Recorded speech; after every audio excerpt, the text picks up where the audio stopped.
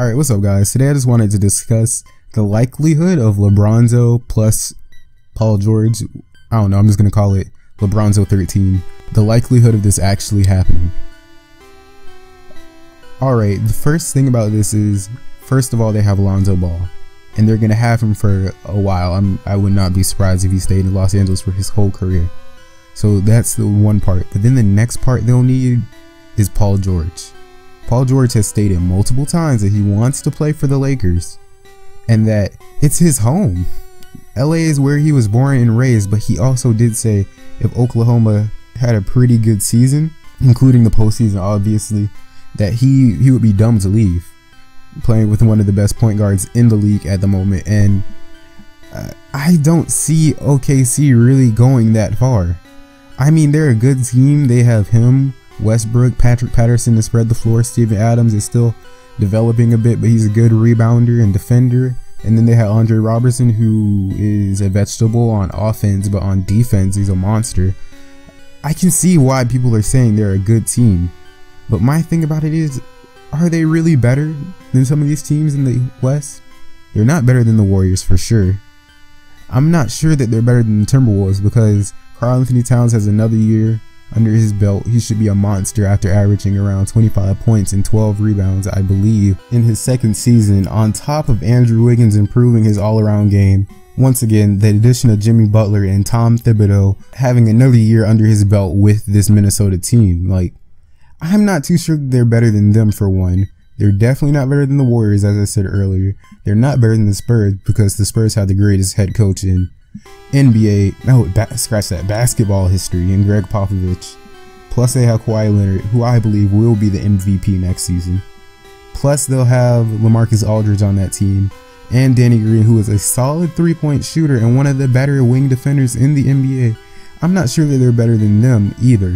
And then you have a team like the Houston Rockets, who just added one of the best point guards ever to their team. A team that was already the second best team in the West last season. Okay, so you're adding an MVP candidate, a perennial MVP candidate in James Harden. Then you add Chris Paul, who's one of the better point guards, one of the best passers ever, one of the best defenders from the point guard position ever. On top of that, and then they still might be adding Carmelo Anthony. I don't see the Thunder being better than that, because they won't be better as a team. And then you just have Russell Westbrook himself. Look, Russell Westbrook just doesn't have the type of game to where he's going to defer to Paul George in situations where you think he should. He's going to take the ill-advised threes that he always has. I mean, come on now. Let's think about this. Kevin Durant is the second best player in the NBA, and was the second best player in the NBA at the moment. He's one of the most unstoppable scorers of all time. And Russell Westbrook didn't defer to him. What makes you think that he would defer to Paul George, who is a worse player? I'm not going to say significantly worse, but that they're not as close as people may think. It's just not going to happen. Paul George might get fed up with it. And then the fact is, they're not one of the top teams in the West. They might end up a top 5 team. Hopefully they end up a top 5 team. But that's not, I'm not too sure on that. And then on top of that, they might get bounced out the first round because the West is so competitive. First, second round exit. Paul George isn't going to be happy with that. And the thing about Paul George coming to LA, it gives LeBron James another reason to come to LA. They can knock out the Warriors eventually. A team of Paul George, Lonzo Ball, a developed Brandon Ingram, LeBron James, as well as whoever else they can bring in free agency or they can develop. That team can knock off the Warriors in 2 to 3 years. That team can knock them off, because Steph Curry, Klay Thompson, Draymond, KD, they'll still be good for sure, but they won't be as good as they are now. They will be knock-offable. And then the thing that would make LeBron want to come to the Lakers is the fact that, look, we got all of this Kyrie drama going on right now. Kyrie wants to be traded. He's blaming LeBron. He's saying he's not a good leader. This, that, and the fourth. LeBron doesn't have to deal with this. He is the best player in the world and one of the best players ever. Why would he want to deal with this? He has a house in LA. He's fed up with the Warriors because they're probably going to win next season, and it's probably going to be even more embarrassing than this season because Kevin Durant will play this season. He will probably be healthy this season, and they'll have more time together, so they'll develop the chemistry they were not able to develop last season. And then you can already hear it now. There are whispers, people saying KD finally caught LeBron. KD might be better than LeBron now. this, that, and the fourth. And LeBron's going to be tired of that. And then LeBron himself said he's trying to catch the ghost in Chicago, who is obviously Michael Jordan. It's not Scottie Pippen. But he wants to beat Michael Jordan. The only way he's going to do that is to get more rings. And he's not going to get that in Cleveland. Because if Kyrie leaves, he's not getting any more rings. Even if Kyrie stays, he's not getting any more rings because the West is so stacked with talent. So when the Warriors do decline, he won't be able to just win a ring with Kyrie. He won't be able to steamroll through the NBA because a team like the 76ers will be on the rise. The Lakers will be on a rise, with or without LeBron. The Minnesota Timberwolves will definitely be one of the better teams in the NBA. And he'll have to go through them as an older LeBron. Okay, so when he turns into a free agent, he's going to be around 34 or 35 by the time the season gets underway. And the thing that the Lakers can offer him that almost no other team can offer him is continuity.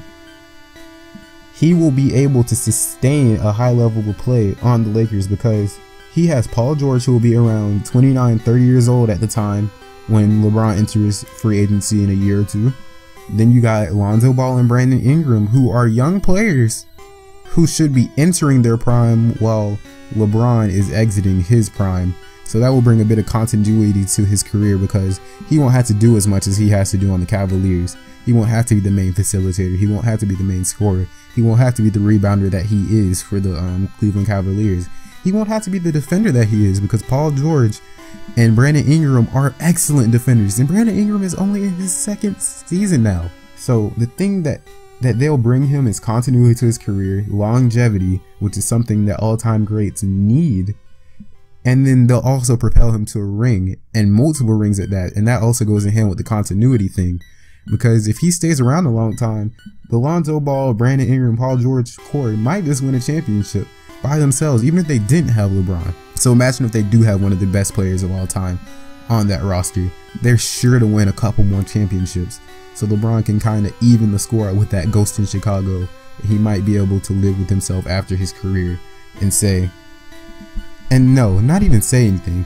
Just the fact that there could be an argument of him being the best of all time. Because right now, people are still saying that there is no way LeBron is anywhere close to Michael Jordan. And I tend to side with that. And another thing is, LA is a big market. LeBron James is signed with Nike. He has his own shoe. He just signed a $1 billion deal. What other way, what's a better way to grow your money than to be in the biggest market in the NBA and further your brand? He's already rich. His kids will be fine. They will be well off. But to make more money, LeBron would have to go to a bigger market, and Cleveland is just not what's doing it for him. So I believe that LeBronzo, I'm going to call it LeBronzo 13, as I said. That sounds like a Dragon Ball Z android. But LeBronzo 13 has a really, really high chance of happening, and I'm excited to see it as a Lakers fan. So tell me what you guys think about the likelihood of this LeBronzo pairing happening, and like, comment, subscribe. Let's just give a question of the day. What's a team that will be able to beat the Warriors in the next, let's say, 2 to 3 years? What's a team who will be able to dethrone the Warriors in the near future? All right, and I'm out.